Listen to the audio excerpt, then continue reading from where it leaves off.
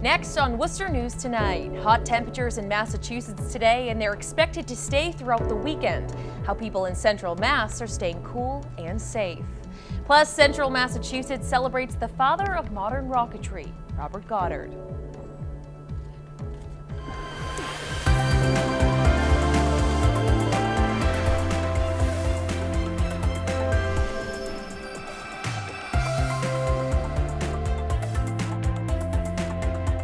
Good evening and thank you for joining us. I'm Anna Botari. We begin tonight with the weather. It's a hot one out there. Temperatures reach the 90s here in Worcester, and this weekend we could see temps go even higher. Let's send it over to Pamela Gardner for a first check of our local forecast.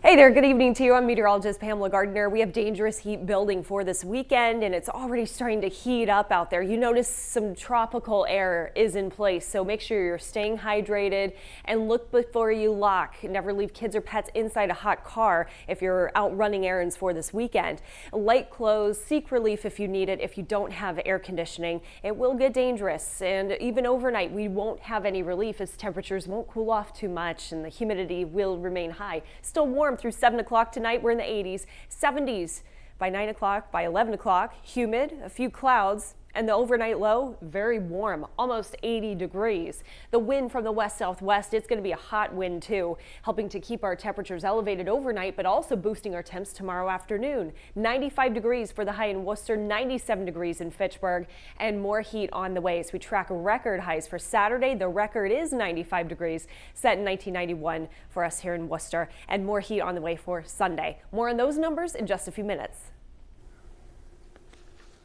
Temperature readings could possibly reach triple digits this weekend, and many were already feeling the heat today. Hundreds look to the city's pools, spray parks, and beaches to stay cool. Doctors are reminding everyone to stay hydrated and to take breaks. Our Olivia Lemon joins us now live at Shore Park, where many spent the day trying to cool off. Olivia? Anna, many at Shore Park say they were looking for the shade today. When that got too hot, they jump into the water, and it looks like many here right now are still doing the same thing. Dozens hit Shore Park Friday looking for a way to cool off from the heat. Trying to stay in the shade as much as we can. I want to be like jumping in the pool, in the water. An excessive heat warning is in effect for parts of Massachusetts. The National Weather Service says the heat and humidity may cause heat stress during outdoor activity or extended exposure. Make sure that you're hydrated is probably the most important thing you can do to make sure that you don't get seriously ill from the heat. Dr. John Broche says on hot days like today, people should take breaks if you plan on being outdoors for a long period of time. He says people may suffer from mild heat illness to a severe medical emergency like a heat stroke. Things you want to look out for, dangerous signs are actually when you stop being able to sweat, when you stop being able to cool yourself with perspiration. Anytime that somebody is confused or has an altered mental status, definitely want to get those people into a cool environment and into medical care as soon as possible. People at Shore Park say sunscreen, shade, and water are the keys to enjoying a hot day like today. Extra sunscreen for the kids. We have little fans with us for the babes, so these are perfect. Keeping them hydrated, making sure that they have tons of water, and especially being in the water and having fun, and plenty of sunscreen, all that great stuff. And Dr. Broche says they do expect to see more patients when the weather is hot like this. He's hoping everyone will remember the essentials of sunscreen, water, and shade. Live in Worcester, Olivia Lemon, Worcester News Tonight. Oh, that water looks nice right about now. And if you're looking for a way to cool down, the city's beaches, pool, and spray parks are all open until 7 p.m. tonight. Dozens were out at the East Park Spray Park earlier today trying to cool down. The city's reminding people of hot weather safety tips, including drinking plenty of water, even if you don't feel thirsty, take a cold shower or bath to cool down, and wearing loose, lightweight clothing. Other surrounding towns like Auburn and Charlton are opening their senior centers as cooling stations this weekend. Anna Maria College hosts its first annual Battle of the Badges event. It brings high school students and the community interested in law enforcement and fire safety together with those agencies. Our Brittany Schaefer joins us now live with more. Brittany? Anna, dozens of students from across New England are participating. The program offers active drills, speakers, and crime scene scenarios. You only have two of those right now. One The first annual Battle of the Badges event at Anna Maria College is a successful one for Ariana Obashan. Only having been here an hour, I was already offered an internship with the DA's office, as well as information from the marshals on how to get into crime scene investigation. So my next steps are bright. The two-day program brings together students interested in criminal justice, fire sciences, and emergency management with local, state, and federal law enforcement and fire prevention agencies. Obashan went on stage with the U.S. Marshal and says their job isn't easy. I'm a glutton for punishment, so I had to try on, the 50-pound vest. They were asking me, do you think it's possible that you can jump a fence in this? Can you knock down a door and chase a criminal with a gun like this? Is it possible to live in this? And I give them all the credit in the world because that thing is heavy. And to hold a taser in one hand, a gun in the other, your shield, your vest. Worcester Police Lieutenant James Moore is presenting on behalf of the SWAT team. He says it's important to see students getting involved in law enforcement. This is absolutely terrific that we're seeing the numbers that we're seeing today. Worcester we're desperate as far as manpower goes. The force is getting older. We're looking for younger people. I think that every department, right from the federal right down to the local, we're all kind of desperate as far as manpower goes, and the more that we can get, the better off. You can really change people's lives for the good.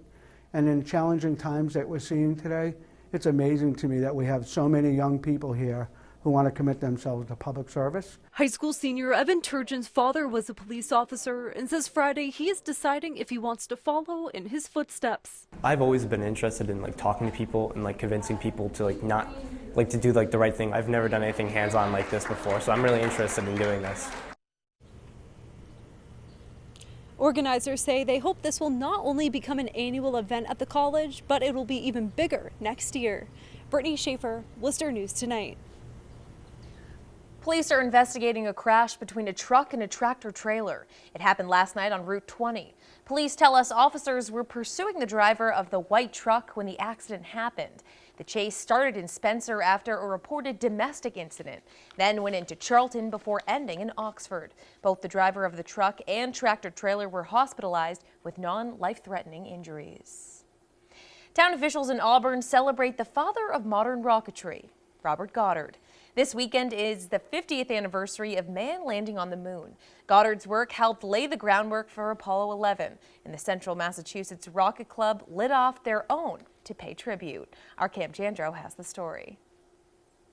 It was 93 years ago Robert Goddard launched the first successful liquid-fueled rocket here in Auburn at what is now the 9th hole at the Packagug Golf Course. And while the world celebrates the 50th anniversary of the moon landing, Central Massachusetts is celebrating the man who helped create the technology that helped us get there. Robert Goddard reinvented the landscape of science and technology when he successfully launched a rocket just like this one. No one was seriously thinking of going to the moon when he was born in 1882, and let alone in 1926. Goddard graduated from WPI and later taught at Clark University. He launched the liquid-fueled rocket in Auburn back in March of 1926. Friday, the town paid tribute by setting off rockets of their own and reading from Goddard's diary. Tried rocket at 2:30. It rose 41 feet and went 184 feet in 2.5 seconds after the lower half of the nozzle had burned off. Saturday marks 50 years since man first walked on the moon.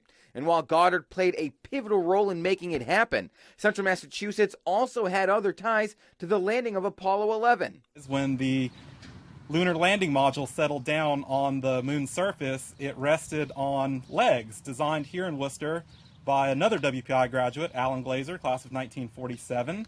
But Friday was about celebrating how one Central Massachusetts professor changed the world. Goddard showed us that having the courage and creativity to follow your dreams is how great science is done. Now, to celebrate the occasion, the Worcester Historical Museum will be hosting Worcester on the Moon and Beyond Saturday. They'll be showcasing moon-related artifacts from the collections of WPI and Clark University. In Auburn, I'm Cam Jandro, Worcester News Tonight. Tomorrow marks the 50th anniversary of the moon landing when Neil Armstrong became the first man to walk on its surface. Jay Gray looks back at the historic journey with one of the Apollo 11 astronauts. Okay, Neil, we can see you coming down the ladder now. The images are grainy and at times distorted. Still, The world watching as Neil Armstrong jumps from the lunar lander. It's one small step for man. A footprint that forever left its mark on history. I think it's a great moment to remind ourselves what we're capable of, and also to remind ourselves of the sometimes surprising impact that tackling something so big has. Magnificent desolation. The first men on the moon, Buzz Aldrin and Neil Armstrong, gather samples and plant the American flag as fellow crew member Michael Collins circles above what he calls... It was a magnificent sphere, magnificent. Alone in the capsule he's dubbed the loneliest man in the universe. I loved it. I loved it being by myself. I even had hot coffee and music if I wanted it. And I was behind the moon for maybe 40 minutes, so I didn't have mission control yakking in my ear. And it gives him a chance to look back toward home. I had the world in my window. A view that brings with it, Collins says, a responsibility that lingers 50 years later. I may see the world in my window a little differently than you see the world in yours, but together we got to keep looking at that world in the window, especially the fragility aspects of it, and do something about it. Preservation that could be the next giant leap for mankind. You know, he really stressed that his lasting memory from that flight was the image of Earth through the capsule window. What a great opportunity and privilege to talk to Mr. Collins and learn from his unique perspective. Jay Gray, NBC News, Washington.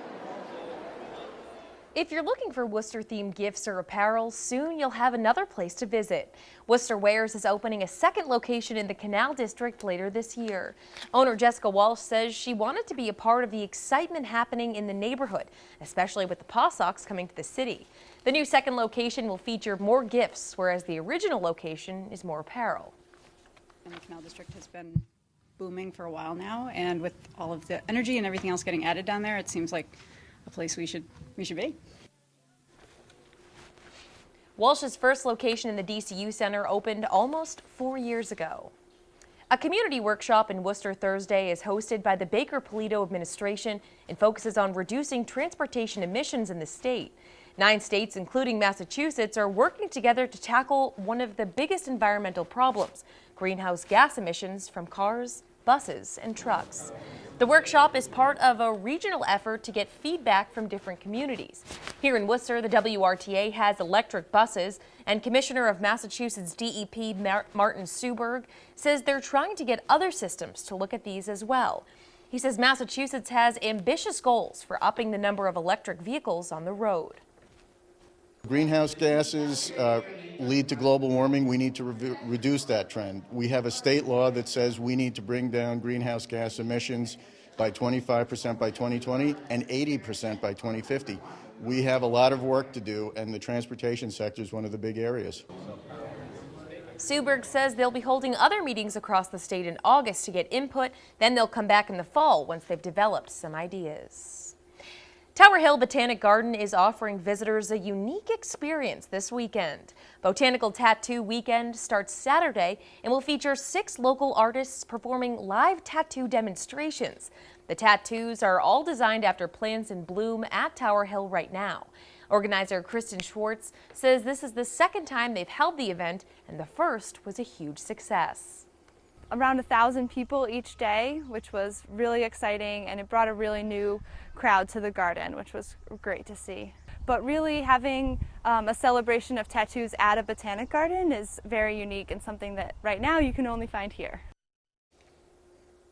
And if you aren't looking for a permanent tattoo, guests can also try temporary tattoos, face paint, or drawing one instead.